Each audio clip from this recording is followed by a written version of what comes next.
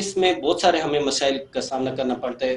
آپ جب اسکول میں اسلامیات کا مخالف، لیکن یہاں پر آپ کی جو بات ہے کہ اسلامیات سکولز میں نہیں ہونی چاہیے، یہ تو میں سمجھتا ہوں کہ آپ ایک بہت بڑا گیپ کریٹ کرنا چاہ رہے ہیں، جس سے کچھ لوگ اگر جو مدارس میں نہیں جاتے، جو اسکول جاتے ہیں، مدارس بالکل نہیں بھیجتے اپنے بچوں کو، مدرسے میں نہیں بھیجتے، مسجد میں نہیں بھیجتے قرآن پاک پڑھنے کے لیے، وہ دور ہو جائیں گے پھر اس سے. السلام علیکم ورحمۃ اللہ وبرکاتہ. آپ دیکھ رہے ہیں B H P media house اور میں ہوں آپ کا دوست، آپ کا بھائی توقیر احمد. آپ دیکھ رہے ہیں B H P media house.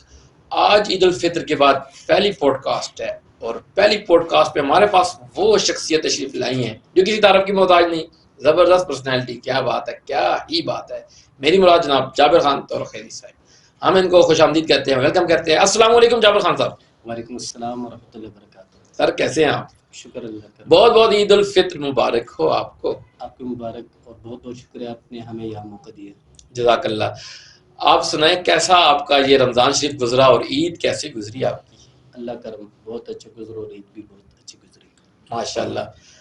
اگر ایجوکیشن کے حوالے سے بات ہو، اسکولنگ سسٹم کے حوالے سے بات ہو، مدارس کے حوالے سے بات ہو، تو جابر خان صاحب کا نام ہمارے ذہنوں میں آتا ہے. ہم نے سوچا آج آپ سے پوچھتے ہیں مولانا اور مسٹر کے درمیان جو تفریق ہے، جو معاشرے میں پائی جاتی ہے، اس پر بھی ہم آپ سے بات کریں گے. ہم آپ سے پوچھیں گے شریعت میں شادیاں کتنی کرنی چاہیے، یہ بھی آپ رہنمائی فرمائیں گے آپ ہماری. اور اس کے ساتھ ساتھ آپ ہمیں یہ بھی بتائیں گے کہ کرنٹ افیئرز میں آج کل جو چل رہا ہے ہمیں کیا کرنا چاہیے. اس پر بھی ڈیٹیل سے ہم بات کریں گے آپ سے. سب سے پہلے جابر خان صاحب سوشل لائف پہ آ جاتے ہیں، کیا خیال ہے؟ جی ٹھیک ہے. شادیاں کتنی ہونی چاہیے؟ 4 شادیاں ہونی چاہیے. کیا بات ہے، کمال. پہلی شخصیت ہے جی جابر خان صاحب جو کہہ رہے ہیں 4 شادیاں ہونی چاہیے. لوگ تو کہتے رہے ہیں، جہاں آتے رہے ہیں اور کہتے رہے ہیں کہ 4 شادیاں شریعت میں جائز ہے، لیکن ایک کرنی چاہیے. آپ نے 4 کی بات کی، ہونی چاہیے یا شریعت کی بات کر رہے ہیں؟ نہیں دیکھیے، یہ تو شریعت کی جو ایک اجازت ہے، ٹھیک ہے جی، اور ہونی بھی چاہیے. آج جس معاشرے میں ہم رہتے ہیں تو آپ دیکھتے ہیں بہت سارے ٹرسٹ فاؤنڈیشن آپ دیکھتے ہیں کہ غرباء یعنی غریب لوگوں کے ساتھ وہ تعاون کرتے ہیں. لیکن تعاون جو چائنا کہاوت کے ایک مفہوم یہ بنتا ہے کہ آپ اگر کسی کو مچھلی دیتے تو اس سے بہتر ہے کہ آپ اس کو مچھلی پکڑنا سکھائیں. ہاں کیا تو بات ہے. آپ ان کے ساتھ مدد کرتے، ایک دفعہ راشن دیتے، دوسری دفعہ، تیسری دفعہ، لیکن یہ ان کی زندگی سے بنتی نہیں ہے. اگر آپ ایک بیوہ کے ساتھ شادی کرتے ہیں تو ان کی پوری زندگی، ان کے بچوں کے بھی آپ کفیل بن جاتے ہیں. تو سارے لوگ اگر اس بات پہ آ جائے تو میرے خیال معاشرے سے خود بخود غربت اور یہ بہت ساری پریشانیاں ختم ہو سکتی ہیں. ایگزیکٹلی آپ کی بات زبردست ہے. تو یہاں پر میرا اور مولانا جابر صاحب کا موقف ایک ہے. میں بھی اسی چیز کی مطلب آج تک میں پروموشن کر رہا ہوں کہ 4 شادیاں ہونی چاہیے، کرنی چاہیے. جابر خان صاحب بھی یہی کہہ رہے ہیں. That's a good thing for us کہ آپ کی رہنمائی ہمیں ملی. جابر خان صاحب اسکولنگ سسٹم اور مدارس کا سسٹم ہے، دونوں سے آپ واقف ہیں، تو آپ کیا مشورہ دیتے ہیں کہ اسکولنگ سسٹم کیسا ہونا چاہیے اور مدارس کا سسٹم کیسا ہونا چاہیے؟ کیسا ہے، کیا لائق ہے، اس میں کیا ڈیفیکلٹیز ہیں، کیا پرابلمز ہیں؟ دیکھیے، یہ تو میری ایک پرسنل رائے ہے، اس سے آپ اتفاق بھی کر سکتے اور اختلاف بھی رکھ سکتے ہیں، اور ہو سکتے میری رائے کسی حد تک ٹھیک بھی ہو اور ہو سکتے 100% غلط ہو. لیکن میری جو رائے ہے، میں اسکول میں اسلامیات کا مخالف ہوں. آپ کہیں گے عجیب سے بندے ہیں. بذات خود میں کالج میں جو ایز اے لیکچرر پڑھا رہا ہوں، اسلامیات اور مطالعہ قرآن پڑھا رہا ہوں، اور میرا جو اسکول تھا وہ بھی اقرا کی ترتیب سے تھا. لیکن اس میں بہت سارے ہمیں مسائل کا سامنا کرنا پڑتا ہے. آپ جب اسکول میں کوئی بچہ پڑھتا ہے تو وہ انگلش، میتھ اور اس طرح بڑی سطح پہ فزکس، کیمسٹری، بایو وغیرہ وہ 9th وغیرہ سے سٹارٹ ہوتی ہے، تو وہ آگے جا کر ایک سٹیپ بائی سٹیپ وہ چلتے ہیں، تو ان کے لیے کوئی پریشانی نہیں ہوتی. لیکن جب ہم قرآن پہ آتے ہیں، حدیث پہ آتے ہیں، تو ان کی وہ لیول نہیں ہوتا. کبھی کبھار ایسا ہوتا ہے کہ 1 کلاس کا بچہ وہ 10th کلاس والے بچے سے، اسٹوڈنٹ سے اچھا ناظرہ پڑھتا ہے. کبھی ایسا ہوتا ہے کہ 10th کلاس میں ہوتا ہے، 9th میں ہوتا ہے، فرسٹ ایئر سیکنڈ ایئر میں ہوتا ہے، اور اس کو ناظرہ نہیں پڑھنا آتا. تو یہاں پھر جب اسکول کے ٹیچر یا قاری صاحب جو بھی ہوتے ہیں، جب ان کو پڑھاتا ہے تو جب ان کو ڈانٹتا ہے تب بھی پریشانی، نہیں ڈانٹتا تب بھی پریشانی، وہاں سے پھر پرنسپل پوچھتا ہے، تو بہت سارے مسائل کا سامنا کرنا پڑتا ہے. دوسری بات یہ کہ جب اس میں مدارس اور مساجد سے دوری ہے، جب اسکول میں ہم یہ چیزیں پڑھاتے ہیں، مثلا اقرا اسکول ہے، آپ واقف ہیں ان چیز سے کہ 2-2.5 گھنٹے وہ قرآن کو بھی دیتے ہیں. تو جب وہاں قاری صاحب ان کو چلاتے ہیں بچے کو، تو وہ اپنی ترتیب سے چلاتے ہیں. اب اس کا متبادل پھر یہ ہے کہ وہ یا تو مسجد میں جائے گا نہیں، لیکن اگر مسجد میں جاتا ہے 20 منٹ کے لیے، گھنٹے کے لیے، 2 کے لیے، یا سیکنڈ ٹائم مدرسے میں جاتے ہیں، وہاں وہ قاری صاحب اپنی ترتیب سے پڑھاتے ہیں. پھر یہاں دونوں میں کلیش آتے، وہ ایک قاری صاحب کہتے اس طرح نہ پڑھے، یہاں اس طرح پڑھ لے، دوسرا قاری صاحب کہتے اس طرح نہ پڑھے. تو بہت ساری پریشانی. بالکل آپ کی بات سمجھ آ گئی، لیکن یہاں پر آپ کی جو بات ہے کہ اسلامیات سکولز میں نہیں ہونی چاہیے، یہ تو میں سمجھتا ہوں کہ آپ ایک بہت بڑا گیپ کریٹ کرنا چاہ رہے ہیں، جس سے کچھ لوگ اگر جو مدارس میں نہیں جاتے، جو اسکول جاتے ہیں، مدارس بالکل نہیں بھیجتے اپنے بچوں کو، مدرسے میں نہیں بھیجتے، مسجد میں نہیں بھیجتے قرآن پاک پڑھنے کے لیے، وہ دور ہو جائیں گے پھر اس سے. جی میں اس بات پہ بھی آتا ہوں. دیکھیے میں نے آپ کو شروع میں بتا دیا، ہو سکے میری رائے غلط ہو، لیکن جو مشاہدات اور تجربے میں اس پہ بات کر رہا ہوں. اسکول بھی ایز اے ٹریننگ سینٹر ہی ہے، کالج وغیرہ. آپ ڈرائیونگ سیکھتے ہیں، وہاں داخلہ لیتے، تو وہ آپ کو ڈرائیونگ سکھاتے ہیں، وہاں آپ کو قرآن نہیں سکھاتے. ایسی بہت ساری چیزیں، آپ ٹیلرنگ سیکھتے ہیں، ڈیجیٹل مارکیٹنگ سیکھتے ہیں، تو آپ کو صرف وہی چیز سکھاتے ہیں. تو اسکول میں بھی میں سمجھتا ہوں کہ یہ ایک دنیاوی فنون ہے.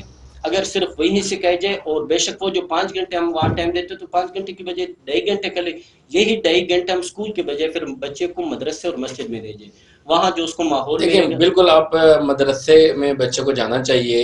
اور میں جس دور میں مطلب مدرسہ پڑھتا تھا، اس دور میں بھی میرے جو کلاس فیلوز تھے یا میرے ہم فیلوز تھے، محلہ فیلو تھے، میرے ایج فیلو تھے، جو ان میں سے تقریباً 80% لوگ مدرسے میں نہیں بھیجتے تھے بچوں کو، مسجد میں نہیں جاتے تھے. وہ جو قرآن پڑھتے تھے، جو وہ مطلب اپنا دینی تعلیم حاصل کرتے تھے، جو تھوڑی بہت وہ اسکول سے حاصل کرتے تھے. اس سے تو مطلب جو گیپ پیدا ہوگا وہ 80% پیدا ہوگا. اس گیپ کو پھر ہم کیسے فل کریں گے؟ اب اس پہ بھی بات کرتے ہیں کہ دیکھیے جس طرح آپ نے بھی کہا اور سارے علماء بھی اس بات پر اتفاق کرتے ہیں کہ اگر ہم اسکول اور کالج میں اسلامیات وغیرہ نہیں پڑھاتے تو یہ بچے ضائع ہوتے. لیکن میرے خیال میں یہ علماء کرام کی ذمہ داری ہے کہ ہر الحمدللہ ہم جس ملک میں رہتے اسلامی ملک کے ہر محلے میں مساجد ہیں، تو جس مسجد کے ساتھ جتنا محلہ لگتا ہے تو اس مسجد کے امام صاحب کی ذمہ داری کہ وہ ان کو دین کے قریب لائے، کم سے کم ناظرہ اور اس جو اسلامک سے ریلیٹڈ چیزیں وہ تو ان کو سکھائیں، یہ ان کی ضرورت ہے. پھر اب جب اس سے اپ لیول پر جاتے تو وہ مدرسے کے سسٹم پر ہر مسجد میں ابتدائی کتب پڑھائی جا سکتی ہیں، تو میرے خیال میں یہ گیپ ختم کیا جا سکتا ہے. دوسری بات، جو نہیں بیچتے تو لازمت جس بندے کا ایمان ہی ہے کہ وہ یہ سمجھتا ہے کہ اگر مسجد میں بچے کو بھیجوں گا وہ خراب ہوگا، تو پھر اس کو اسکول میں اسلامیات پڑھا کر کوئی میرے خیال میں فائدہ نہیں ہے. دیکھیں وہ اللہ تعالیٰ نے ہدایت ہر بندے کے لیے، مطلب کچھ لوگ مدارسے میں پڑھتے ہیں لیکن ان کے لیے ہدایت نہیں ہوتی، کچھ لوگ اسکول میں پڑھتے ہیں، اللہ پاک نے ان کے لیے ہدایت کے فیصلے تو اللہ پاک نے کرنے ہیں نا اس میں. لیکن ہماری طرف سے اسباب تو بچوں کے لیے ہونے چاہیے. مطلب ان کا یہ اسباب جو اسکول والا ہے، میں نہیں سمجھتا کہ اس کو ختم کرنا چاہیے، میری یہ رائے ہے. اور کیونکہ جو سبب ہے، کسی سبب کے ذریعے اللہ پاک کسی کی ہدایت رکھتے ہیں، کسی کی اس پہ ہدایت ہوتی ہے. تو باہر کیف ہم اس پر آپ سے پراپر ٹائم لیں گے، اسی ٹاپک کو ہم ڈیٹیل سے آپ کے سامنے شیئر کریں گے. ہم مارکیٹ کا نالج محلے وائز 8-10 سیمپل لے کر اس پہ ہم ریسرچ کر کے ہم آپ سے بات کریں گے، علماء سے میں ہم چھوٹی سی کوسچنر لے کر. انشاءاللہ اس پر آئندہ بھی ٹائم دیں گے، لیکن اسی گفتگو کو سمیٹتے ہوئے چونکہ پھر درمیان میں ٹاپک نہ رہ جائے، میں اتنی بات کہتا ہوں، مشاہدے کی بات ہے. آپ مطلب خود ڈیجیٹل مارکیٹنگ سے اور یہ میڈیا سے ریلیٹڈ ہے، پھر خود اسکول کالج وغیرہ سے بھی ریلیٹڈ ہے.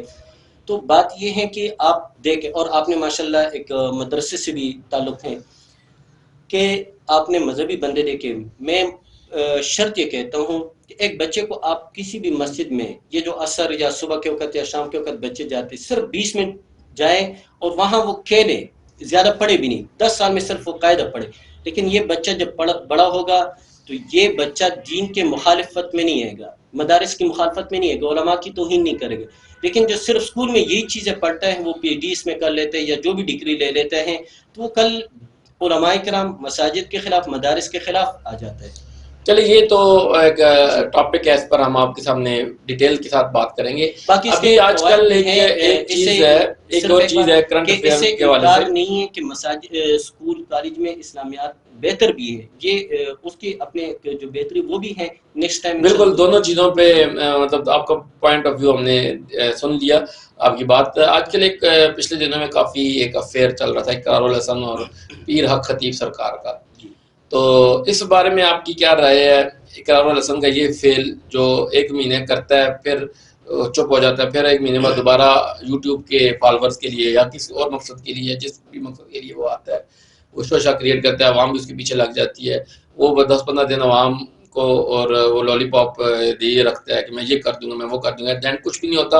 حق خطیب سرکار کے جی بھی وہ بھی مطلب فنکاریاں ان کی بھی نظر آ رہی ہوتی ہیں، کبھی وہ کیلے نکال رہے ہیں، کبھی کیا کر رہے ہیں.